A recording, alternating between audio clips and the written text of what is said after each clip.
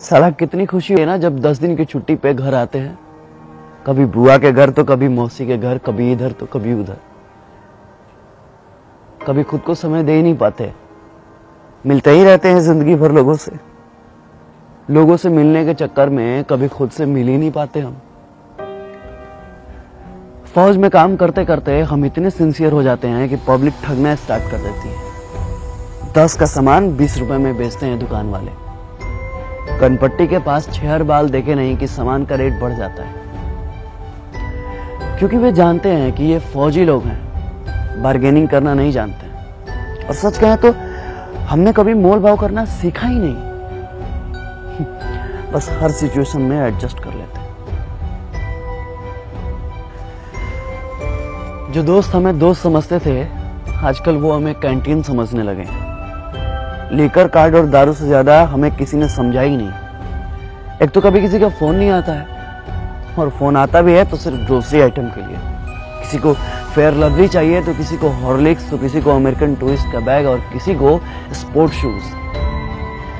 पहले पूछते थे कब आ रहे हो, होली में आ रहे हो? अच्छा, होली में आ रहे हो तो एक मेरे लिए आरएस लेते आना। वैसे भी बिहार में दारू बंद है और कैंटीन के दारू में बहुत नशा है। 4 दिन तक सोते ही रहते हैं। अभी घर पे 4 दिन ठीक से पहुंचे हुए होता नहीं है कि जनता सवाल पूछना शुरू कर देती है। कब जाना है? कब की ट्रेन है भाई? कब जा रहे हो?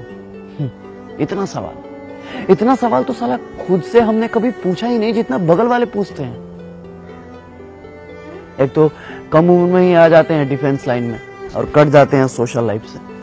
कभी किसी के शादी में नहीं जा पाते, कभी किसी के फंक्शन में नहीं जा पाते। शिकायतें सबको रहती हैं कि हम नहीं आते हैं, पर क्या करें, अपनी जिंदगी को बस एडजस्ट कर लेते हैं। अपने पर्सनल लाइफ को सोशल लाइफ से कनेक्ट ही नहीं कर पाते, क्योंकि फौजियों का कोई सोशल लाइफ ही नहीं होता। अरे कंफर्म टिकट की तो दूर की बात है, साला 3 महीने पहले छुट्टी तो कंफर्म है।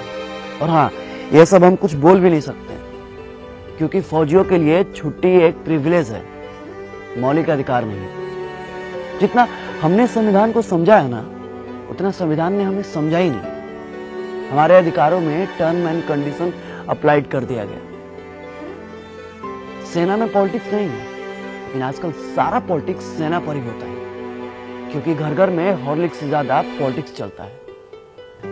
अब क्या फर्क पड़ता है भाई साहब को कि बगल में 4 घंटे से कौन खड़ा है?